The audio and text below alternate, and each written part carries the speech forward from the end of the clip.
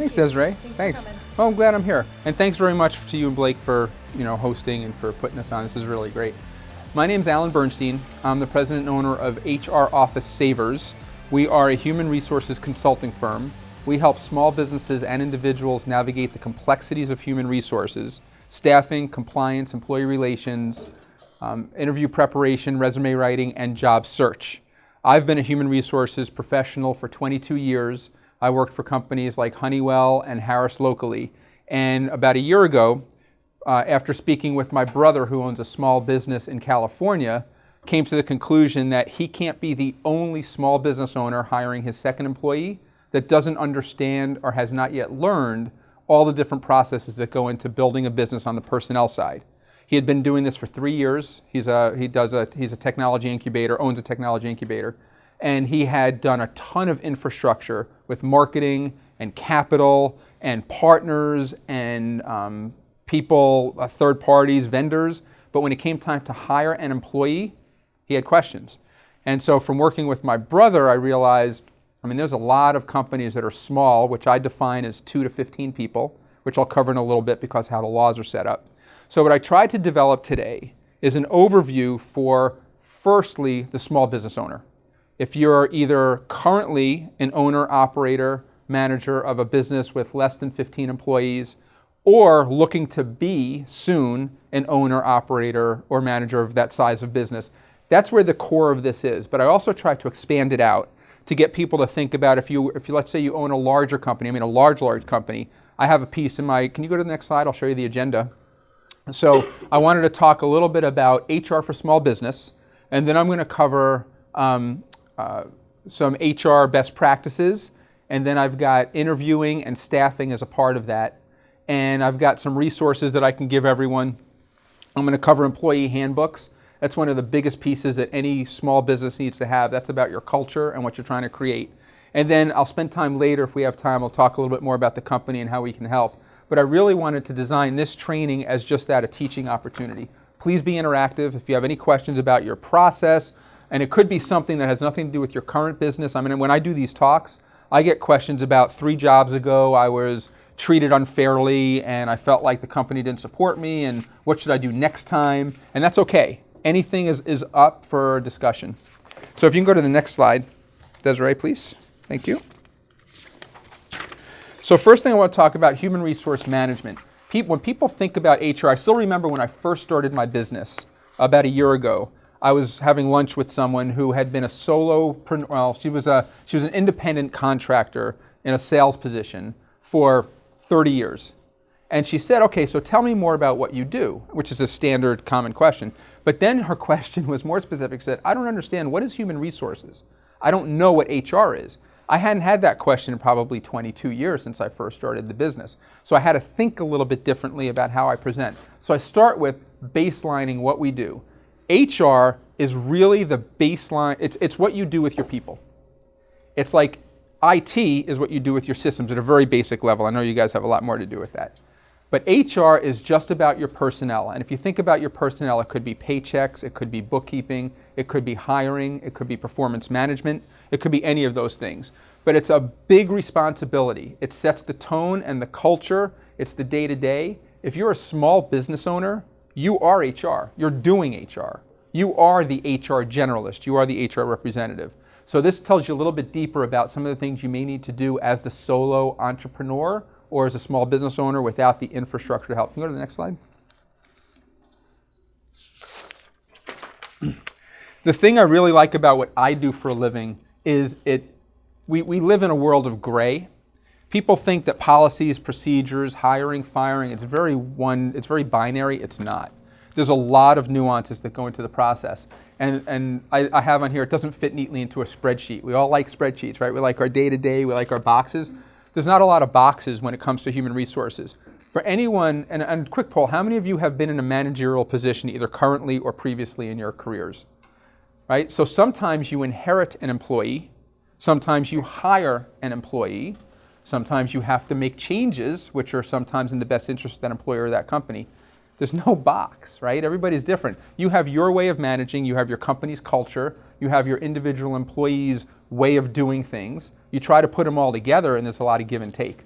just like any other relationship. Go to the next slide. I want to leave you, if nothing else, every business when you start, you need to think about this. You should have, if you have an employee, one employee, you should have employee files. In your employee files, you should have 3 employee files. You should have, does everybody know what an I, if you don't know, I would suggest you don't raise your hand and say this, but do you know what an I-9 form is? Right? So everybody, every employee you hire, you need to validate they are legally eligible to work in the United States. And you read, hopefully, well, maybe not hopefully, but you may read in the paper about raids in some areas where, you know, a business professional office is not always ripe for some kind of raid from immigration. But if they were to ask you, if they were to audit your files and they were to say, do you have an I-9 form, and you don't, and it's a simple, honest mistake, you may or may not have an opportunity to fix it, but fines can reach in the thousands of dollars per infraction. So imagine if you're a small business with 1 or 2 people, you may not even be able to afford a few $1,000s. But now imagine if you have 10 people. Now imagine if you're, you know, some kind of laborer and you've got, you know, 20 employees on the books, and then they go to look at your books, and then it becomes a gateway issue where they look at other pieces of your business. Anyway, have an I-9 form. Have 3 different files. You have an employee file. So you're going to include application and resume or whatever it is you do, background checks, anything that has to do with an employee's employment. You can have an I-9, and you're keeping the I-9 separate, by the way, so it's handy and ready in case immigration comes in. So the law doesn't specifically say you need a separate file, but you should. It's easier to keep. Especially I talked to one company with 200 employees, and they kept their I-9s inside the employee files. They had them. But now if immigration comes in, how patient do you think they'll be while the owner looks for 200 I-9 forms? So it's better to keep them separate. And then the third one is the medical. If you don't offer medical insurance, you might think you don't need another file, and maybe you don't. But what about workers' comp? What about doctor's notes, right? If your handbook, which we'll cover, says that you need to show me a note if you're out too long. So you want to keep 3 different files. An employee handbook is a really big deal. This is the culture of your organization. This is what time does work start, what time does work end? How do we feel about harassment? How do we do drug testing? Do we have breastfeeding mothers policy because we want to give folks an opportunity to take breaks if they're nursing? Do we offer breaks? Florida law is very employer friendly, which means that you don't have to do, there's a lot of things you may or may not have to do. You usually don't have to, like you're not required to offer breaks during the day. So stuff like that, you make a decision on what you want to do as an employer, and we can work with that. And then don't go it alone.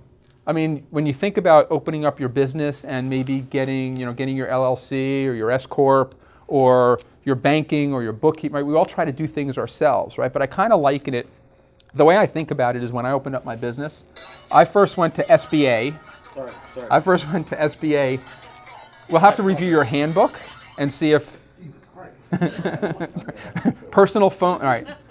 So that's a good one, right? So I've got a company, I've got a customer, right? And that's okay, Jesse. I appreciate you segueing into a real life example. So I've got a company I've worked with where they don't want any personal phones on premises, right? When you walk into their premises, you leave your phone in your car or you leave it off in your pocket, whatever. I mean, the policy, I had them rewrite the policy so it's, you can't even bring your phone on premises because it gets them into trouble, right? Somebody turns it on if they have an emergency, right? We didn't talk about ringtones, though. We probably need to talk about that. Offensive ringtones, harassing ringtones. We'll cover harassment.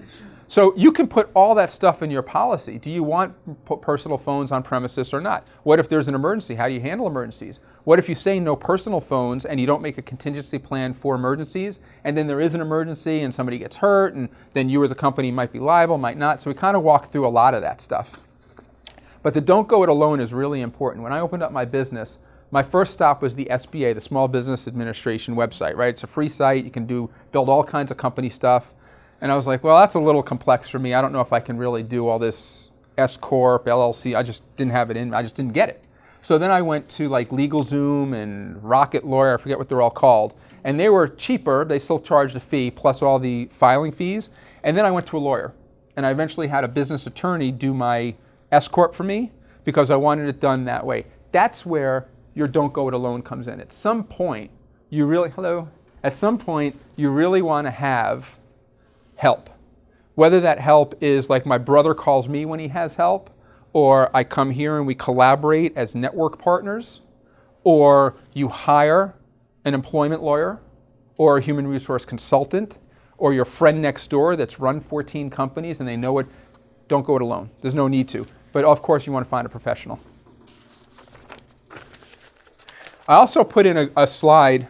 Can you go back one? I think there's one more. I just want to show this. Yeah, I started a slide. The next one's good too. These kind of coincide. But if you're going to think about starting your own, remember, this doesn't have to be hiring an HR person in your office. Most small companies, even under 50, even under 100 for that matter, once you get to about 100 people, 75, you probably want to think about hiring a full-time HR person. But if you're like under 20, maybe 15, you're probably doing it yourself. Once you reach 30-ish, you probably want to think about your administrative assistant, getting them trained or certified in human resource process, and I've got resources to show you that too. This is what you got to think about when you're doing HR, right? Everything from staffing to payroll to job descriptions to pay structure, things that we kind of take for granted, right? If you've never done this yourself, if you've never actually been responsible solely as an entrepreneur, as a business owner for hiring, think about what goes into that. Right? If you've never hired on your own, but you've only done it, we raised our hands before about having employers or have previously had employees. We've also probably, many of us have worked in corporations before where these companies had processes. We take that for granted, right? We don't appreciate all the stuff that goes into selecting. Do I post on Craigslist? Do I post on LinkedIn? Do I put an ad in the paper? How do I find people? What's my referral process? How do I do this? You kind of think, oh, I need somebody. Let's call so-and-so or let's talk to the people here. At about 5 or 6 employees, you run out of your center of influence. That's the statistic. Once you reach that number, you kind of need to go outside. So get your staffing plan going. Your handbook, safety procedures. Can you go to the next slide, please? This is something that I've developed even in corporate, but more so as an independent, as an individual doing what I do. This is when I go into a company and I help audit their HR processes. These are the things I look for. What's your strategy? That should be pretty basic, right? What do you want your company to look like? Do I want an administrative assistant? Do I want a right hand, a left hand? Am I going to have an office manager? How am I going to build this? And we help. I mean, we talk this through, but this is what I want to know is how far along the process are you? I've talked to companies that are already there and all they need help with is staffing, but you don't know that. So kind of we'll think this through. Payroll, right? How do you pay people? Have you thought about what's the mechanism for paying? Am I going to put, $200 in a paper bag every Friday, or am I going to, hire a company to do this for me, and I'm going to do my own QuickBooks? How are you going to do it? Policies, which is about culture also, but what's your policy? What's your policy for work hours? What's your policy for dress code, right? What's your policy for moving furniture? Especially look at a place like this. I mean, I don't know what your all rent situations or your contracts, but are you allowed to move furniture? And if you aren't, do we all know that? And if you are, what if somebody gets hurt moving it? So think about what happens if, and then we kind of solve for that. Hey, Deb, thanks for coming. Salary administration, excuse me, so what's our thoughts about salary? Do you want to pay standard hourly wage? When do you want to give somebody a raise? What's that thought process? Because you want to do this when people come in the door too. Everybody wants to know about this stuff. Benefits, recruitment, what's your hiring process, orientation, performance. I highlighted files. I hit that a little bit before, but I can tell you anecdotally, I haven't done the actual science, but about half of the owners or managers I speak with, they don't have a formal filing process. So even the one I mentioned before about the 200-person company that puts their I-9s in a file, they have a filing process. I would encourage them to have a separate I-9 file, but the fact is they have it. What about the companies that don't even do I-9s? Do you want me to save my question? No, not at all. Please. Oh, so I have a question about maintaining the files because, even though I'm only, I think, 4 employees, I still have an I-9 requirement. Yes, of course. One employee is I-9. Right. Is there a requirement to keep paper files? Because what we're doing right now, I think we have paper files of this size, but they're a pain. And stuff gets lost. That's right. Papers walk away from employee files all the time, believe me. I do. And so what we do is we scan everything in and we have a file for everybody electronically. If I get, for instance, an I-9 audit, can I just go to my electronic file and then print up the scanned copy? Or is there a requirement that does USCIS require the original? No, you can scan, you can save, as long as you have it. The concerns that you'd want to have are privacy. So make sure that that's a secure file somewhere, because if you're writing down, let's say, a social security number, and there's a privacy factor involved, and that number gets out, you're liable for that. Okay. But that's okay. There's also a system called EVerify, if you haven't heard of that. So the state of Florida does not require yet that you use EVerify, but EVerify is the electronic I-9 system, which also verifies additional aspects than just I-9. If you ever filled out an I-9, you have to look at, and you're not allowed to tell the employee what to bring, but you pull, normally it's like a passport, and if they don't have a passport, they'll bring a driver's license, social security number, or immigration papers, or something that says they're legally eligible to work. The EVerify system is all electronic, that's already stored with the immigration service. So there wouldn't be as much, you just have to show that you have it, versus pull out all the files. But still, I-9 is the traditional way to do it because it's cheap, it's easy, it's free.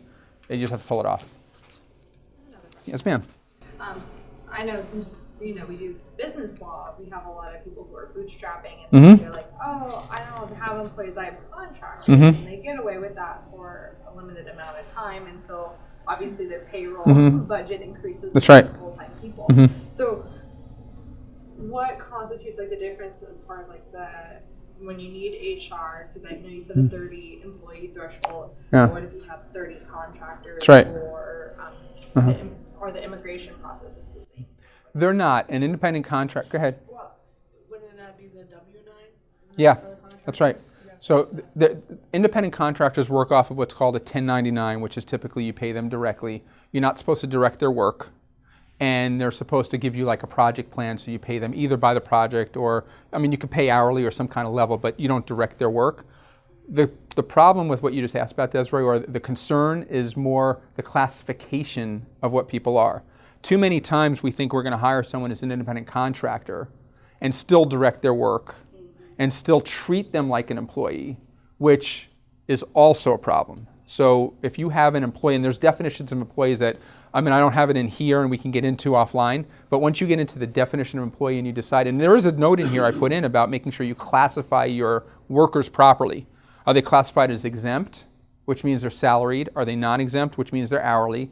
Are they an independent contractor, which means that you don't direct their work and you can, but if you treat them like an employee, then they should be an employee. Many people hire independent contractors because they don't want to pay all the workers' comp and taxes and all the other stuff. It works out to be usually cheaper to hire them as independent contractors.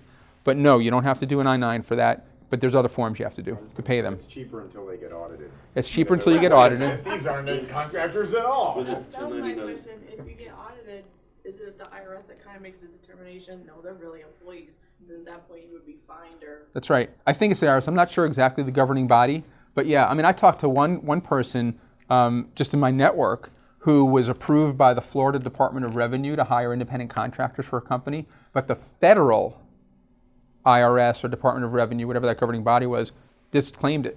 They wouldn't let her do it. And so even though she had documentation from the Florida State Revenue Department, she still had to pay the fines to the federal. She wasn't indicted, or there's nothing illegal, it was just a fine because she had documentation, but it is federal. You're right, they make the decision. And there's laws, I mean, there's rules about it. It's like yesterday, Austin and I were talking about, well, a couple of days ago, but yesterday we joked about interns, right? How do you hire an intern, and do you have to pay an intern, not pay an intern? And there's rules around that.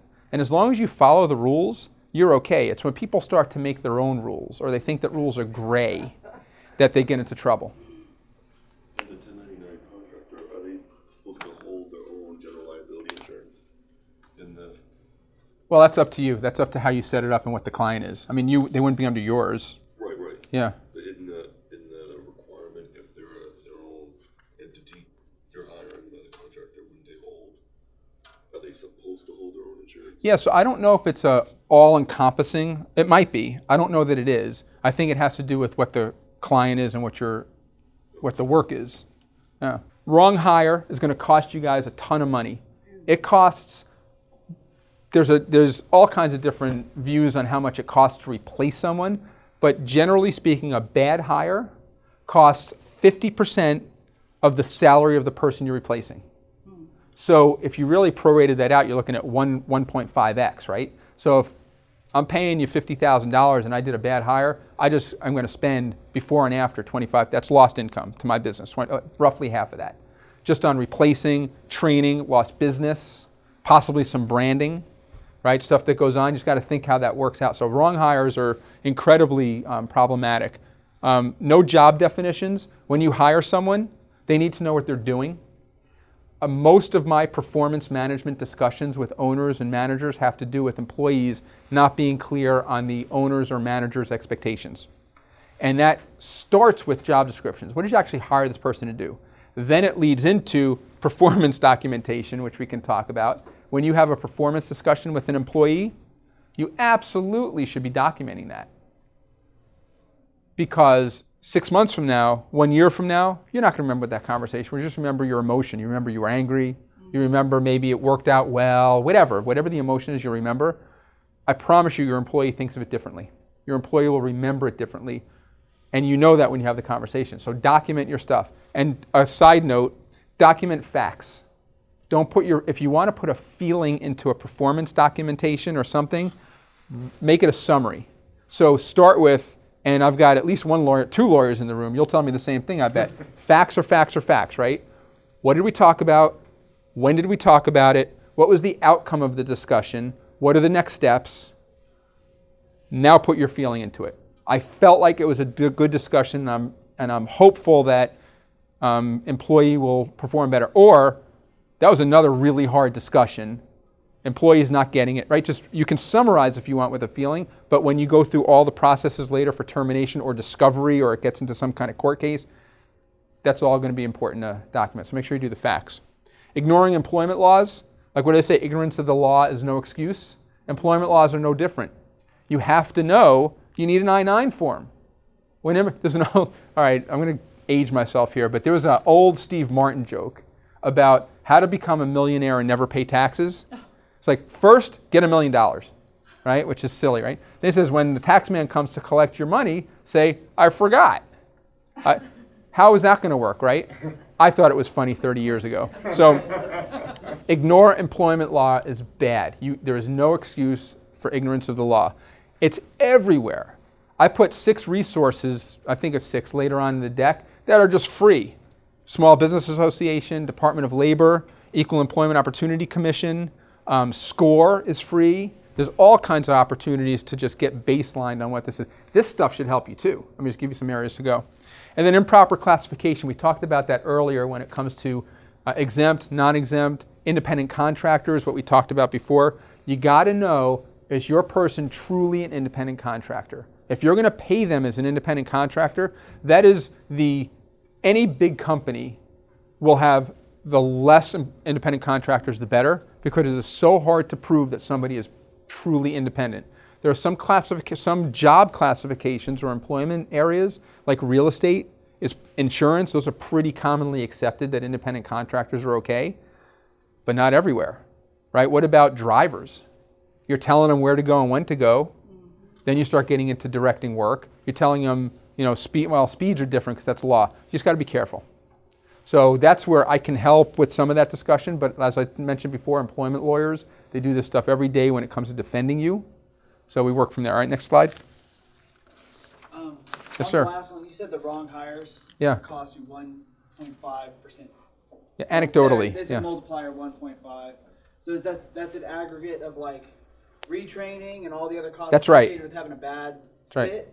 That's right. Not like Post- fines or something. No. Well, no, that's not included. If you hire an illegal Yeah, or something, no. but- We're talking about, obviously, right, the smaller your business or the lower the position, maybe the cheaper it is, but the higher level of position or the more out there the person is, it can be more expensive. So if you hire a bad salesperson, how much lost sales, right? So there's an average in there. It's whether you call it cumulative or aggregate or average, but no, it's not fines, it's not illegal stuff. Based on statistics, that's where they That's right. Cost of advertising, my cost for interviewing, right? You break down your hourly costs, you're taking away from your business, you're adding in all the time you wasted up front to interview and select the right person or the wrong person. That's what I just wanted to clarify. Was like Yep. because of retraining and other situations. Yeah. No, it's not. There's no. not No. like a fine thing. No, like, that's not included in there.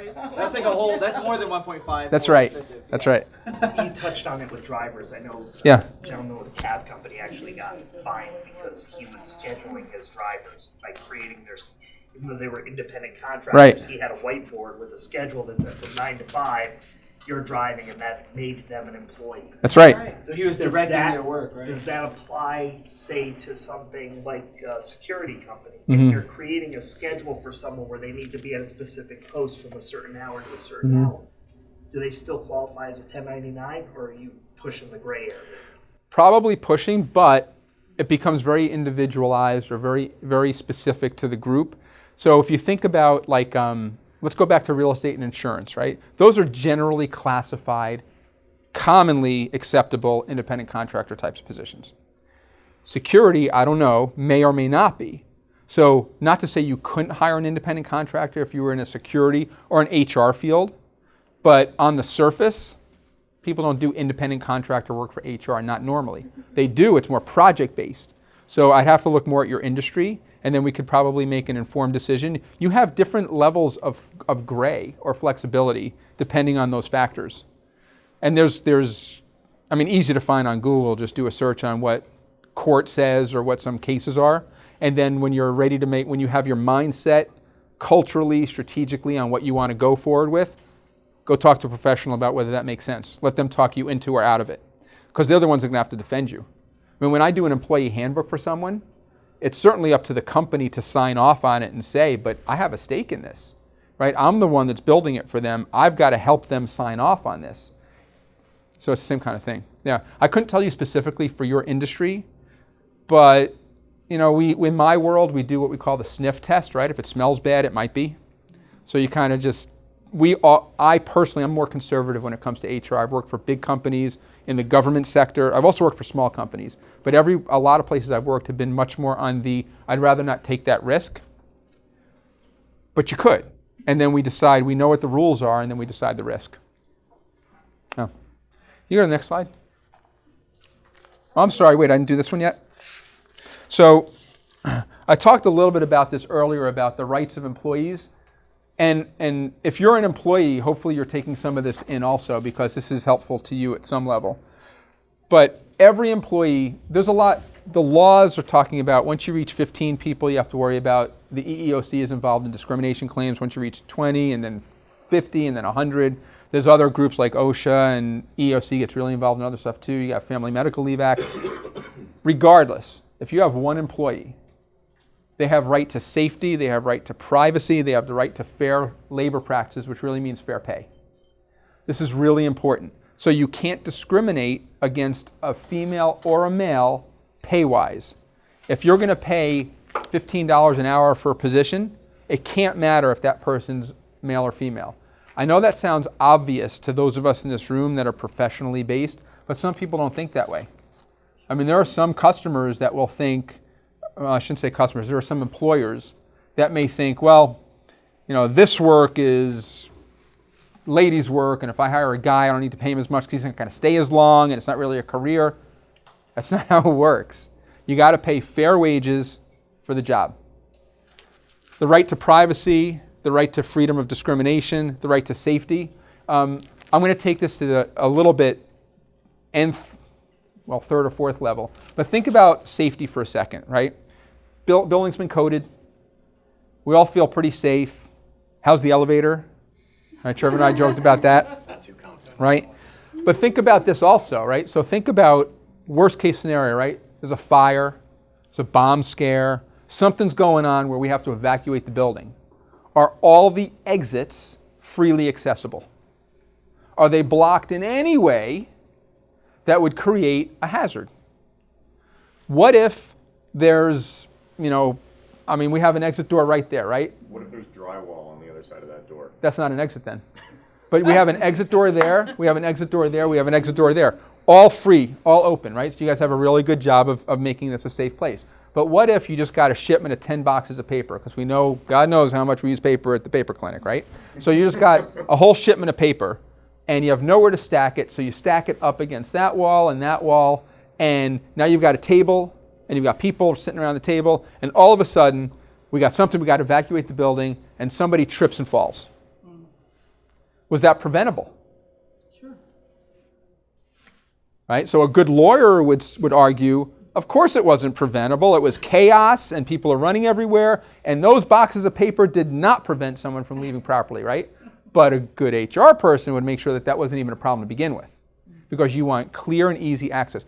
Those are the types of things that we look for that I want you guys to think about looking for too. We don't think about that, right? We think about ease of use and quality, but you have to think about the safety pieces too. Let's say hypothetically I have a security company. Now, how much does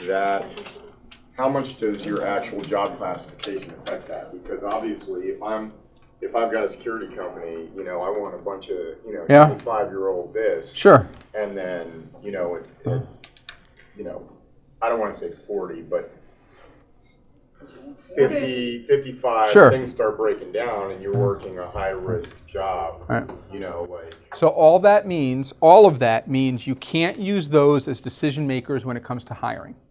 You have to decide, can this person do the job based on the merits of the job and the merits of the person.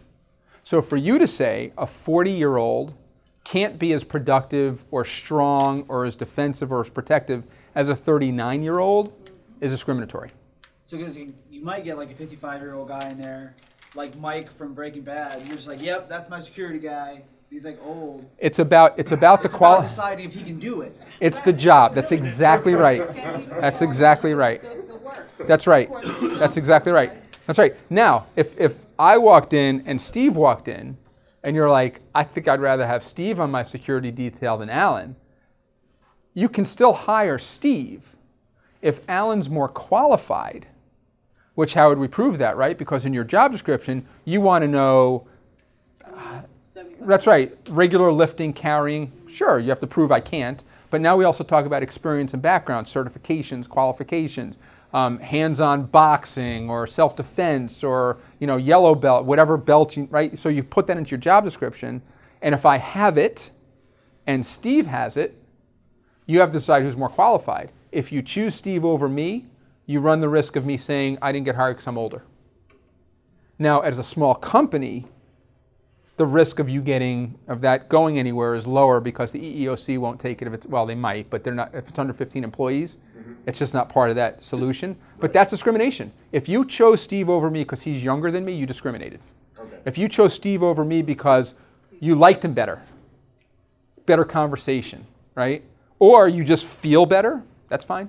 That's perfectly okay. You can't discriminate. Okay. You can't discriminate because of race, because of color, nationality, gender, age, all that stuff. So just keep your discrimination internal. And you're good. That's right. What if we hired you because you had a better temperament? Yeah. You have the same qualifications, but you have the more even keel. Temperament is not a protected class. So I'll give you another example. I'll give you a real life example. I worked for a company where we were hiring new college graduates and interns, and we had an internal strategy that we were going to hire whatever the number was, it doesn't matter, but we were going to hire most of our people from these specific 10 schools. I was able to say, I'm not going to hire you because you're not from one of these 10 schools. You might think on the surface that's discriminatory, but because it's a part of our corporate strategy and our culture, and schools are not protected, but I could use that as a reason. You could say, I'm not hiring this guy because I thought he was a jerk, but I'm going to hire this guy because he was nice. As long as we're both qualified, it's perfectly okay. So it's about protected classes, what the government calls protected classes, and what your mindset is. What's your intent? Right? If you're intending to build an all-male, all-white, 50-plus-year-old group, that's a problem, right? Now you're discriminating. That's your intent. But it also works the other way. If your intent is to hire only, because I also had a company that also got in trouble because they would not hire non-diverse people. All they wanted to hire were females and people of color. And so there was a contingent of white men in the company that made a claim. And so they didn't go any farther than internal, but they certainly had to redo their processes and policies because you can't discriminate. Yes? Alan, you mentioned interviewing, do you also have to, does that apply to interviewing? Because I'm in that 50 to 55 That's right. range. I'm self-employed, but I have a lot of friends who recently have tried to find jobs, and they're very, very qualified, years and years of qualifications, but they're not even getting interviews. The selection process is included. Okay. Yeah. On the flip side of that, a company is not required to tell you why they didn't hire you or why they didn't interview you, right? So what do you do with that, right? So now it's the burden of proof becomes on us as candidates, your friends, to say they didn't want to talk to me because I'm over 50. So if the company's keeping good records, which I also coach you to do, is keep good records. Remember I told you about performance documentation? As a small business, again, you don't have a lot of proactive reporting requirements when it comes to human resources, but you better be ready to get audited or to be asked a question. So why did you hire? As a small company, you're probably not going to get asked this. Your risk is very, very low if you're under 15 employees. But once you reach a decent sized company, that company should keep very good records on everybody that has applied to the job, that they've interviewed, that they've selected for interview. That's where you get into problems, yes. Like I've done like open houses to recruit new employees. Can you write like if someone, I had a guy that was a complete jerk, and I'm like, I just don't want, you can't write this person's a complete jerk, this is why I didn't hire them. Like, I mean, even if they have or not the qualifications, it's, yeah. Better. Not everybody interviews well or acts professional in a job interview either. So let's go back to the feelings piece. This person's a complete jerk is not as good as saying this person interrupted me when I spoke, they were not answering my questions directly, and I felt that they would not be a good personality match with what I'm building. So just edit it. Basically say why they were a complete jerk, not that they were. That's right. Leave out the subjectivity. Think about objectivity. So it's probably not going to get you in trouble for something like that because you don't have to hire a jerk, right? But you try to not document stuff that becomes very subjective. Because what if the other person you hired is a jerk? Right? Now all of a sudden you've got, it wasn't because I was a jerk, it was because I just turned 40. Right? And I'm of Hispanic descent, and I know she didn't want to, right? So that's why you got to be careful about being too, yeah. So you're saying under 15, you wouldn't get looked at. Now is that 15 full-time or just 15 employees? 15 employees. Full-time? Full-time, part-time, temporary. The employment categories are defined by people that you're paying a salary to or an hourly wage or somebody that's on your books as an employee, which is another reason why people do independent contractors, illegally. 15, so the Equal Employment Opportunity Commission, when you reach 15, they get involved in discrimination. But I had a conversation recently, OSHA, gosh, off the top of my head, I want to say 20. If you have some kind of accident at work and there's reporting things for OSHA, they really don't get involved until you reach a certain number of employees too, which I think is 20. Don't make me swear that, but I think it's 20. Anyway, I was speaking with an employment lawyer friend of mine who was defending a case where OSHA did get involved with a 12-person company. So I've come to learn that, well, I already knew it, but normally, why would they do that, right? They're busy, they got enough cases, but Someone makes a report or something. yeah, and then it's their choice. I mean, think about any other court case, right? It's their choice to go after it. I've got this next slide after this, talks about the EEOC and harassment claims. Whatever the number was, 90,000, I forget the exact number, but less than 25% of those actually get called, right? Most people keep harassment to themselves. They don't make a claim for it. And a very good portion of those get settled out of court. So a claim goes to the EEOC will say, settle it. And if you don't settle it, then they make a decision. But they'll do a lot of stuff before it gets to court. But the dollar value is just tremendous, $164 million. I mean, we all heard about, what's recent, right? Roseanne Barr, Harvey Weinstein, CBS. Les Moonves, right? He had to resign. But the one that really struck me the most just in my world is the Roseanne thing, right? Because she said something stupid on social media, violated Disney policy, and got fired. Well, it wasn't just her getting fired, like Les steps down, right? But think about Harvey and Roseanne, their whole businesses crumbled. So Roseanne specifically, you got 200 people, well, they're back to work now, but they were out of work. And these aren't just big actors that make all this money, right? These are people that may work behind the scenes, that they work week to. So there's a lot of impact that goes into some of this stuff. that you got to watch out for. But these are some pretty telling statistics, the amount of money that gets paid and what happens. So if you want to go to the next slide, that's my HR for small business piece. That's where I want to just ground everybody on what you need to know for HR. I added a component, if we want to go to it, about the employee handbook. I think this will be helpful too. It's just a few slides, but I wanted to give you, as Desiree and I talked about what we're going to do today, we wanted to give you, hopefully this gave you some tools and good discussion, right? Something to talk about.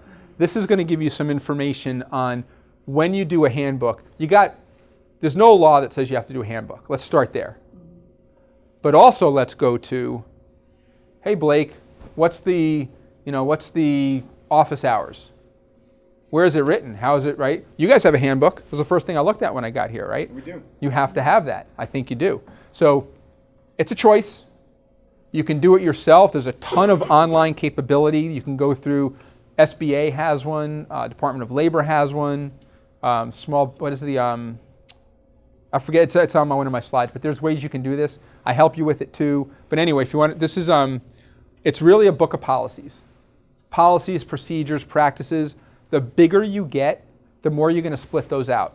At some point, you'll have what some big companies call a code of conduct, what some big companies call a policy manual versus an employee handbook, versus policies and procedures. Sometimes they have practice documents, which is beyond just a policy. And then they split up how you define policy versus practice versus procedure. As a smaller business, build yourself something that's 20 to 30 pages that talks about some of the basics, like, and I'll have this on here, but employment at will. Florida is an employment at will state, which means you can quit or get fired for any or no reason except discrimination. And if that happens, but you can't, right? If you get hired for discrimination, if you get fired for discrimination, that's a bigger problem. But employment at will, you want to talk about harassment policy, you should have a stance on harassment. We don't tolerate it. You should have a stance on smoking in the office. You should have a stance on hours, on vacation, stuff that's time off. Have a stance. Have something that your employees can come in and they know kind of the expectations, much like I said before about a job description. So if you want to go to the next slide. The biggest thing for me, and this is what I talk to companies about informally and formally, your handbook is the culture. This is what you're setting up so your employees know how you think, act, and feel as an organization. Some of it's very black and white, like your employment at will or your harassment policy. Others of it are, how many holidays do you have? I've got one client that has 2 holidays a year and no vacation policy. That's their culture. I have another company I'm working with that has added, I mentioned before, a breastfeeding mothers policy, right? Because it's important that it's important to this owner that they have that culture in the organization, that they understand that they're promoting that type of camaraderie and enjoyment. Anyway, you want to think about all these things. These are the parts of an employee handbook. Probably 3/4 of this, maybe not quite 3/4, maybe half, are very standard. You'll find these in just about any employee handbook. You might see some deviation for the actual process by which you handle something, like let's say harassment. So some companies will intentionally, which is you do what you want to do, but you might leave out verbal harassment versus physical harassment, or make more paragraphs on different types of harassment. It's really up to you. It becomes your company culture. The thing I will caution you about a handbook, I said every company should have a handbook. Just know that once you have a handbook, it's basically law, right? So this is what your employee is going to use to defend their process. This is what you're going to use to defend your process. Even if you have, and when I say law, I mean that term loosely for the lawyers in the room. This is not specifically a legal document, but it will be used in legal proceedings. Even if you have a lawyer look at it, it still becomes part of your day-to-day process, but I think it's helpful. How often should you review and change some of that stuff? Because like the ADA, that recently just changed. That's right. We just reissued some of that stuff to our employees. Mm-hmm. But like how often would you recommend a small business review and like update some of that stuff? I would say once a year. Once a year. Yeah. Depending on small, right? So small, it's your first handbook, next year. If you've had a handbook and you've started hiring employees, and especially if you've seen turnover, maybe every 6 months. But this goes back, great question, because this goes back to knowing the law. You know that ADA changed, so therefore you know you have to go back in there. So if your handbook doesn't get updated with laws that change, that's on you. So I'm glad you knew that and to go back to it. Yeah, I would say, I mean, some companies will do it more than that. Some companies do it less. I talked to one person that hasn't done theirs in a decade. So now we're redoing it. And not every company is going to need all these things, right? But this is just some stuff that we put in there.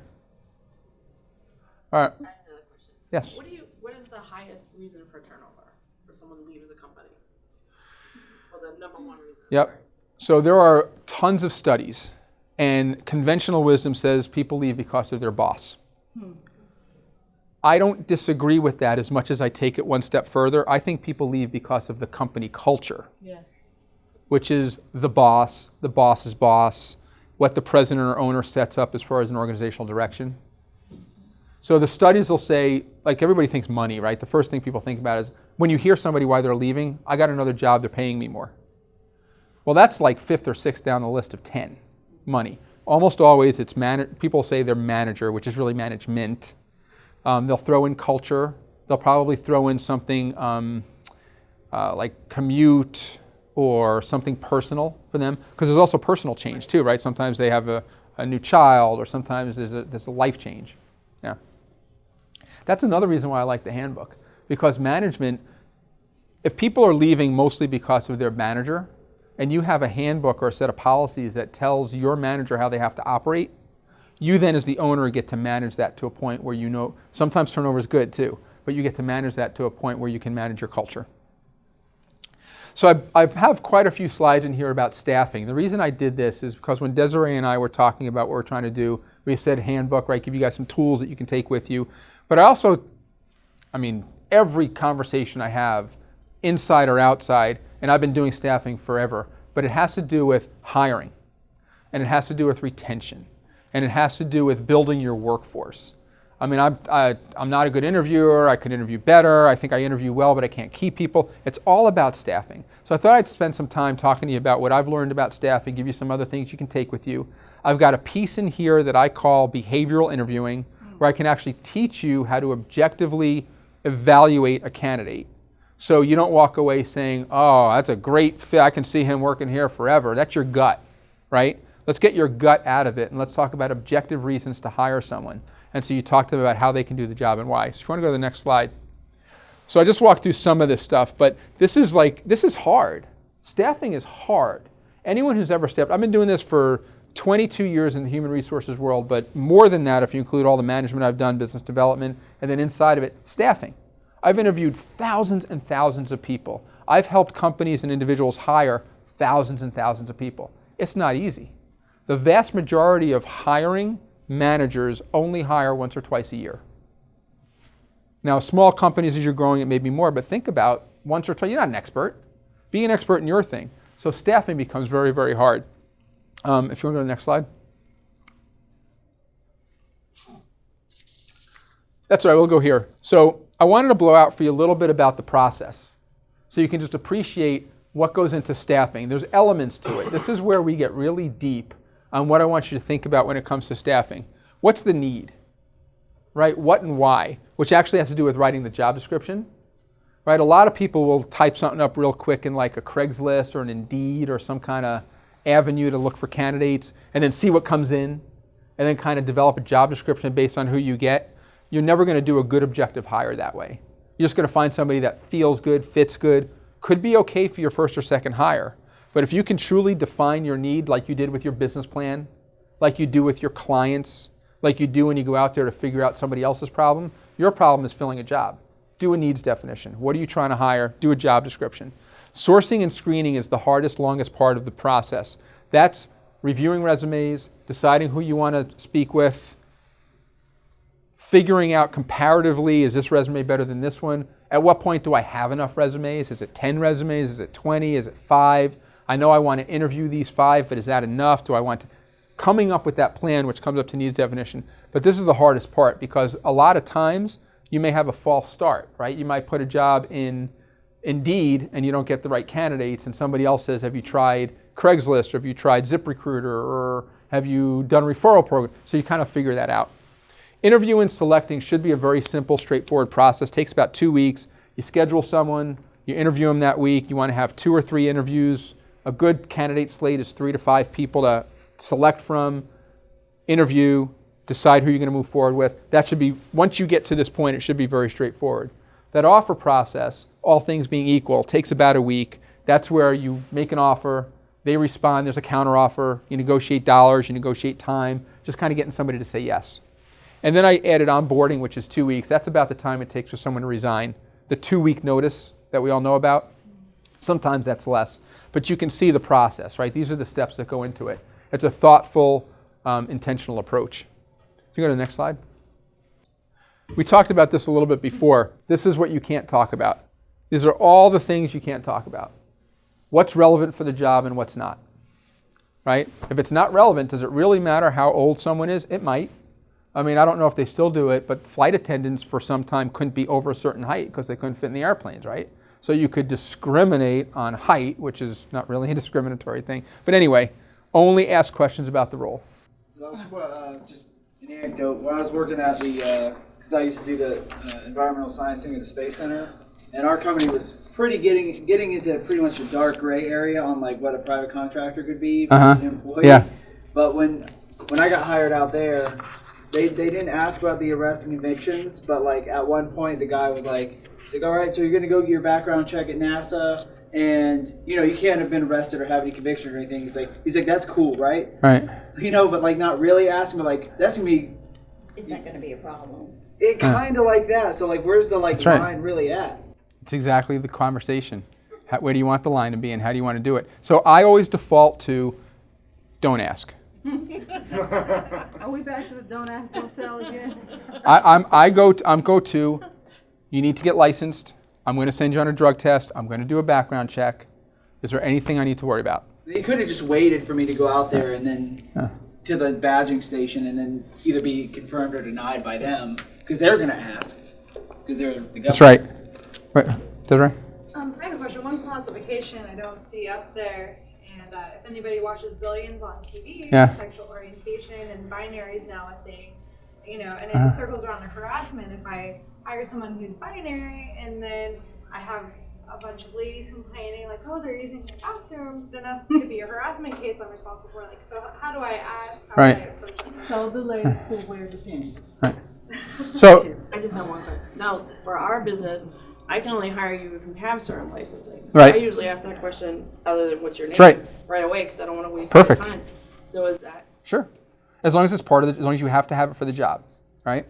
So I think to Jessica, is that your name, right? So to Jessica's point before about drug convictions or criminal convictions, if you ask the question, you got to be prepared for the answer.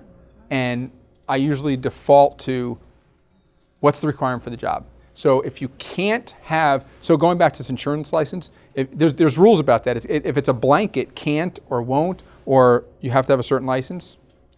To go back to your question, Desiree, about, good question. So last I read, there's actually, I think it's a case going up to the Supreme Court. My lawyers will be able to help me with this. But there's sex is not the same thing, or hasn't been defined as Gender. That's right. They're separate. Yeah. So anyway, that's all coming up. But you're right. You can't. There's certain legally non-discriminatory things. But if we go back to the harassment video, right, and we think about harassment, this is in my mind. This is why I say don't ask. Just ask what's relevant to the job, because you have gateway. You know how pot's a gateway drug, right? So we got a lot of gateway stuff. Harassment claims can be a gateway to bullying, or vice versa, which can be a gateway to discrimination, which can be a gateway. So any of these questions, right? If you start asking about convictions, that can be a gateway to, well, I was discriminated against because I come from a bad part of town and I wasn't able to see the ad, and they're discriminating against this population, making an adverse impact. It can go crazy. So why even set yourself up for that, right? So yeah, you can. There's ways you can do that, but that's where I defer to, let's just worry about the job, ask questions that are relevant to the job, without giving anyone an idea that there could be any discrimination or anything else. Go to the next slide. Get out of this slide before. I have one question. Yeah. Touching on like drug use. So like with my company having security officers licensed through the state, working in that capacity, some working armed, not allowed to be under the influence of drugs, alcohol, whatnot. Okay. And one of them get prescription for medical marijuana. Mm-hmm. How do you, they cannot have that in their system, being an Mm-hmm. armed officer. How do you do that without violating HIPAA or Mm-hmm. anything like that? Yeah, yeah, go ahead. So medical marijuana is a super gray area that is expanding into everything, Right. and we don't have. And the problem is that, like, for instance, like I think HR is like not really. HR in Florida has not really wrapped their head around the ramifications of that, because one of the things is that right now, if you get a medical marijuana card, like just as an ordinary citizen, you got to give up your concealed carry. Right. So it does modify your ability to. Well, okay, You so can't concealed get the carry security license. has nothing to do with the security licenses. It doesn't. But I'm willing It's to the same bet. thing. I'm willing to bet that if you get a medical marijuana card, you probably have to forfeit your security license, at least for armed security. Or at some They put point you it hasn't through- caught up yet. They Right. put you through a database, I can tell you specifically in Exactly. Florida. It goes into the database for the Division of Licensing. Any license that the Division of License in Florida issues or is responsible for issuing. If you have a medical marijuana license, if that's a conflict, they simply won't issue the license. It becomes a Okay. disqualifier. So when you go get that license, the doctor actually puts your name in a database. Okay. Correct. A little separate scenario. The guy has back pain and he gets prescription meds from his doctor. Mm-hmm. He doesn't tell the employer, but he goes on duties under the influence as an armed officer. How can us, the employer, regulate that? Mm-hmm. You would have a policy. Well, it's first of all, let's say it's hard to do, right? It's very challenging. To Blake's point, HR, and you're right, HR, there's tons of conversation in the forums about how we deal with medical marijuana, right? You default to law, you default to process, but there's still gray, right? There's still how it's handled. So we are still learning how to handle that. So when we deal with something like that, that becomes a little bit less gray, I should say. But if there's a doctor's note involved, so if somebody goes to the doctor on their own and they get prescribed medication on their own and they have no reason to report it to you, they should have a reason because your handbook should say that. So if they're just showing up, and plus you should have some kind of, I'm assuming you have some kind of contract, verbal or written, that says you can't come to work high, right? So if they're coming to work, prescribed or not, right? Medical marijuana, prescribed or not, you're still high. Mm-hmm. So Just because you're on medical marijuana doesn't mean you're showing up to work high. no, what I mean is if you're high, fair point. What I meant is if you're high and it's medical marijuana, it doesn't excuse you from being high. That's right. That's what I'm saying.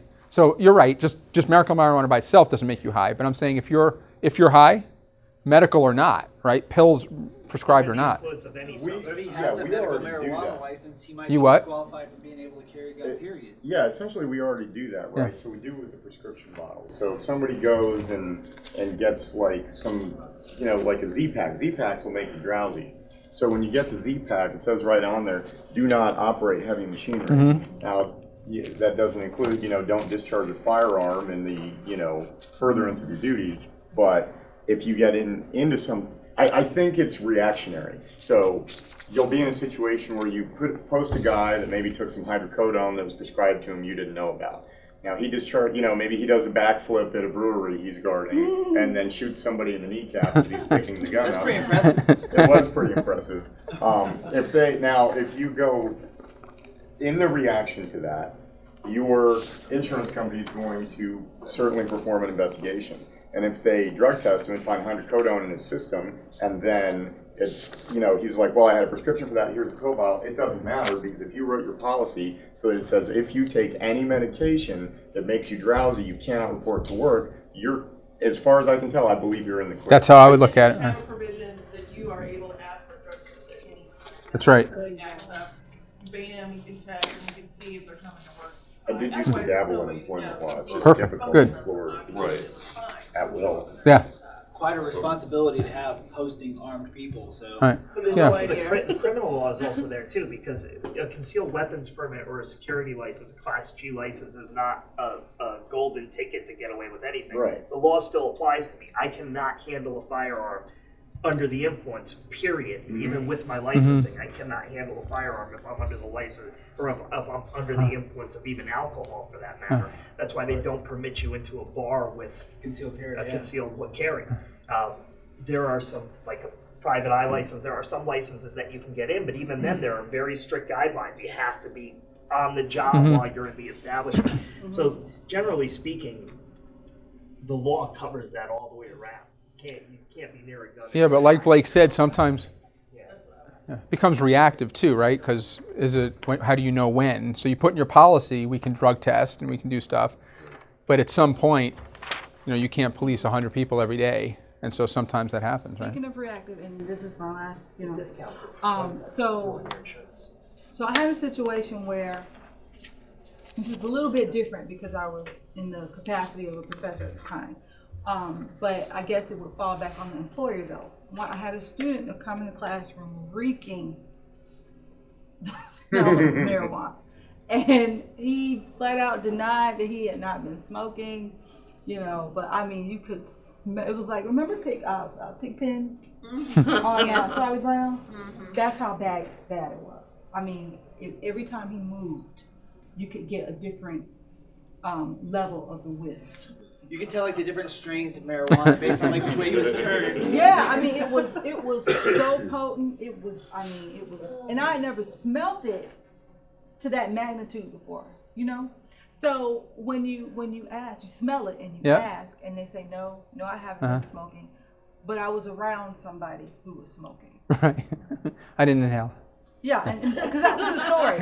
His story was no, I wasn't smoking. Right. But I was in a car with some people who were smoking, and the smell got me. So how do you? What would be your response to that? No, so if I'm your HR guy, the first thing we do is we look at what does our policy manual say. Yeah. Now let's say we don't have a policy manual or a handbook. I would encourage you to send that person home with pay. That to me is your safest. And at the same time, call Blake or Jessica for legal advice. Call Blake or Jessica for legal advice. I continue their case and get straight. What do you do? Say it again. I have people show up in court like that. Yeah? Yeah. Continue their case and tell them what to do. Don't come to court high next time. It continues to be a problem. I don't know what we're going to do. I can't work out your case or do anything on your case if you're high. So, But you still do the case? You still do it? Or you send them home? no, I could usually try to continue their case to another day where they can come back and they're all right. Oh, continue as in move it. Continue the court. Yeah. Right, got it. I Deb? don't even do that kind of law, but I can tell you, every time I go to the courthouse, I always end up riding the elevator with somebody that's just, it's like, what are you doing? Why do you smell like this? The assumption is if you're going to go to jail, I might as well go with a good buzz. So your handbook, Dominique, and your handbook for drugs, you're going to have a policy in there. Your drug testing policy is going to allow for random drug test or the ability to determine if someone, if sole owner or something, you'll have the ability to determine if someone is high or they're not able to fulfill their job, and you have the right to put them through a test or send them home. You got to be careful with that, right? Because sometimes you can't discriminate, right? But so I would encourage you in the absence of that, get them out of your office because you're liable, right? You want to put yourself through that. Deb? Just another step beyond that, though, if you're going to send them home, call a taxi, do something. Don't send them out to get in a car. That's right. That's right. That's right. Because just because they left your premises doesn't mean that you're, out of it. Yeah. Good. Can we flip down a little bit? I want to take a second. Go down next one. So I want to show you real quick about interviewing process, but more than that, I want to leverage this conversation into bias because it's a really good point about going back to all of our discrimination and harassment as owners and leaders and managers to think about this stuff. But this is where that'll be probably a separate training at some point. But this is the interviews that I want everybody to learn to do is you move away from all your gut processes, from personal biases and first impression and, oh, nice suit, which we're going to talk about biases, into objective processes based on skills, right? So you've got a real job description, you know what you're looking for. You either have a license or you don't. You either have a permit or you don't. All right, if you go to the next slide. Let's talk about bias for a second, then we'll start wrapping up. So we talked a lot about, reeking of marijuana or harassment Or as we talked about it, I guarantee we all had some kind of vision in our head about somebody in our past, maybe ourselves, but somebody in our past that we've dealt with or been around that we liked, didn't like, thought was A, thought was B, had something else or other. Those are all biases, right? So if you remember before I said about we hired from 10 universities, and if you didn't come from one of those universities for a college program, we didn't hire you. That led to unconscious bias in the company of not even helping people internally, employees that came from some of these schools that we didn't hire from, that weren't part of our core school. So I want to take just a second, right? Just everybody think about where your biases are and how you can overcome that. Do you have a bias? I have a personal bias against when people chew gum in my interview. Now that's more of an overt bias, right? But take that to the next level. Sometimes there's a bias around, well, schools are a big one, or maybe where someone lives, right? So I don't know, just, do you want to have a bias discussion? We can have a cool bias discussion. But think about your biases. When you talk to people, think about your businesses, think about your interviews, think about your employees. Watch out for bias. This, I'll tell you, is the number one non-tangible thing that gets in the way of you hiring the right person, probably building a business too. Doesn't it get in the way, right? Oh, that customer is going to be this, or well, that customer is going to be great. You might try harder with one or try less hard with another. Same thing with people. You might look at a resume and the resume, or hear about somebody who lives somewhere, is something, knows somebody who knows somebody. Watch out for that. Don't let yourself get caught up in that. And before you think about you don't have them, I guarantee you do. I guarantee it. As you're thinking about the high or the distant, like I had a manager, I had to coach through this, and candidly, he never got over this. But he had a bias geographically about anybody that lived more than 50 miles away from the work site. Oh my goodness. He wouldn't even talk to him. His rationale was, it's too hard for them to get here. Who's going to drive an hour to work? Because all he ever did was either bike or drive like 5 minutes or whatever. He couldn't comprehend. So he had an unnecessary, I wouldn't call it unnatural, he had an unnecessary bias against people who lived in that outside of a certain area. And that, of course, made it harder to hire good people, right? He wouldn't admit it was a bias. He just thought it was rational. So think about where your biases are. So let's, why don't we wrap up? Anybody have any questions, things you want to talk about, things maybe we didn't discuss? Maybe scroll down. Can you go down to the, toward the end, I've got a sheet of resources. I just have a question. Yes, sir. Retention. Yes. So what are some strong things that you advise business owners to maintain? I know this is a lot about avoiding pitfalls and risks. How about keeping employees, making them happy? What are like some really quick ones? Biggest thing you can do is communication. Talk to the people you work with. The majority of folks that leave, remember we talked about culture, people leave a company because of culture. That really stems to communication.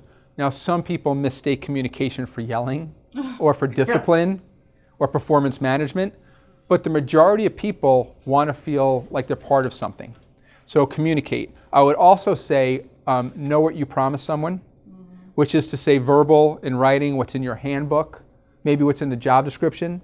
So asking someone to do something that they didn't know they'd have to do is a big reason for attrition also. People leave jobs because they're being asked to do things either they didn't want to do or weren't qualified for, or your expectations are they'll do it. So I would say if you did nothing else except communicate and know what you've asked people to do, those would be 2 ways to help with your retention. Yeah, thanks. Alan, outside of communication, which we had, from a technical HR perspective, is there anything else we need to consider when we have a workforce that is completely remote? I have one business, we have no office.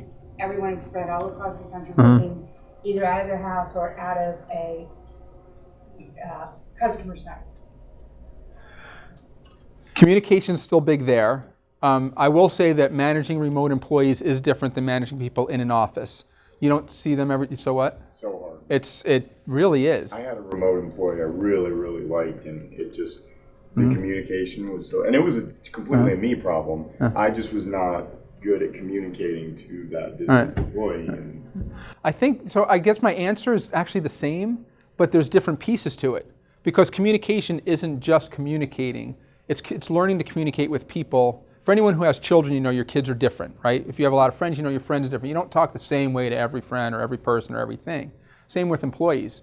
Employees need to be, in some cases, communicated to differently. Some employees prefer, it doesn't all have to be about you. Now, if it is about you, you have to find the employees that understand that you only communicate on phone or email, but people are different. So I would say communicate and stick to what you said. When it comes to dealing with remote employees too, the communication process, a lot of that can be improved a great deal by technology. So having the right technology in place, That's right. The right infrastructure in place can take what seems to be a daunting or difficult task and make it as easy as if they were working at the desk right next to you. It's just a matter of having the right infrastructure and the right systems. And I would say along that line, clear expectations. Go with that. So, do you have any tips? I mean, here we are, we're in this space where we all kind of work together and are in and out, and may or may not start sharing staff to a certain degree. And some of us have confidentiality requirements. And so I really think that this kind of office is probably the way of the future for people that don't have to have a designated storefront.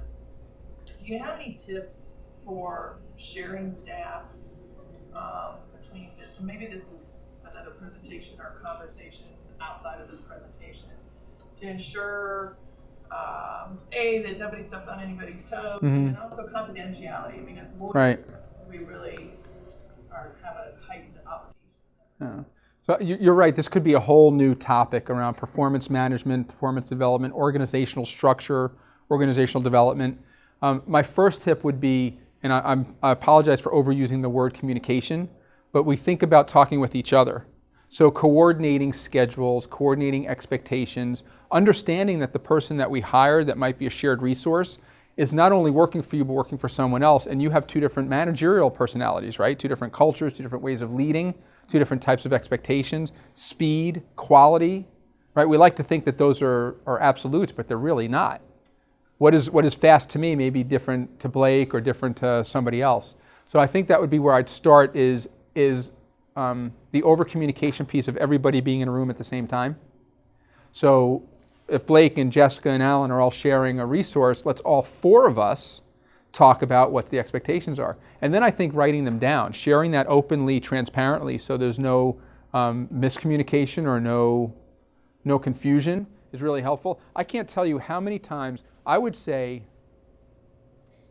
with a certain degree of certainty, 100% of the performance management problems that I've encountered in my HR career have at some level revolved around communication. And it's almost always about expectations. And it could be misset expectations, it could be unexplained expectations, it could be confused expectations. Well, you said you wanted me working from 9 to 3, or let's say 9 to 12, but I need to go get a soda. I need you here 9 to 12. That doesn't mean you can get a soda. I don't have breaks in my schedule, which is legitimate. You don't have to offer an employee breaks. Well, the employee thinks 3 hours. So stuff like that becomes very interesting, right? So what's the real expectation? And then it's up to the employee and the employer to fully appreciate that. I would start there. How do you keep your businesses separate, or is that something, what if we're sharing an employee and an employee accidentally shares information across that invisible line that they shouldn't? That's actually a concern for me as a lawyer. Sure. I don't want to come back and get a ding on my NDA, confidential agreement, just set that standard from the get-go. You have to go back to the job description. We need someone with a high degree of discernment of process. We need someone who's very focused, attention to detail. We didn't get into it today, but when you get into the interview process, you talk about, give me an example of a time when you made a mistake with your attention to detail. What did you do? How did you handle it? And then you learn how they performed previously, how they acted with it, and if they learned something from it, it helps you determine if they'll make that same mistake with you versus a hypothetical. What would you do if you made a mistake is different than tell me about when you did. So you do that to determine the right hire. I think also to the technology is going to help, right? If you have the paperwork, NDAs, but you still have to cross your fingers, you probably want a separate, make sure that you invest in separate files or file cabinets for each of your businesses. They should have separate keys. They should be completely separate. I think that there's at some point, though, you run the risk of, when we talked about the dude that comes in high, I mean, you hope that they follow the rules, and you hope that they understand how important that is, and you hope that they don't do a backflip in their gun discharges. I think that at some point it becomes, you can do your best to prevent it through these processes. That's what I mean, if anyone has had that situation, it'd be great to talk about best practices.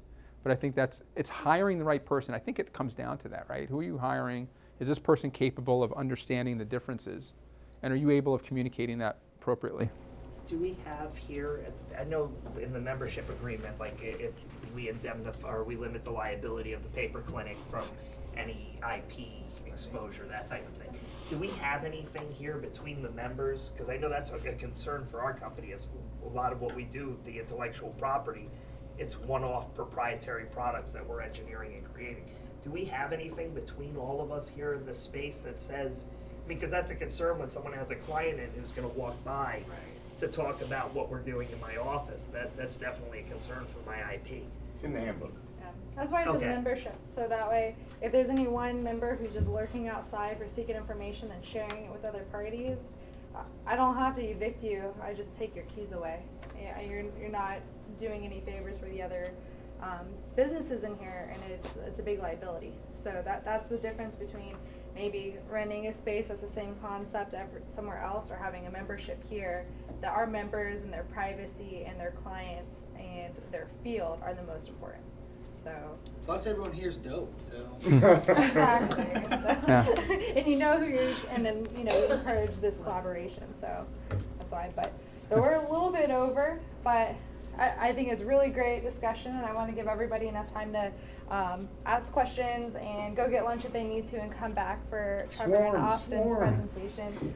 But Alan's also on our first segment of our podcast, The Memo, like Space Coast podcast. So any type of questions that you have, and we talk about it in our segments, you can always email to this, and I will print out and have him answer those questions on the spot. And you can also tune in live now on Facebook, thanks to Jesse. So Yeah, thank you. yeah. And since Thank we're you. kind of doing like the networking aspect as well, just wanted to give a testimonial to Alan. He's been helping thanks. my wife. She's an upcoming graduate at FIT for chemical engineering, and he's done some interview prep with her, things we hadn't even thought of. Like he knew to be like, okay, well, and she told me this morning she feels so much more prepared based on Good. his help, and just wanted to give that testimonial because Thank you. he knows his stuff. Appreciate that. Resource. I hope to have you back. Thank you. Thanks, everybody. Great discussion. Thank you.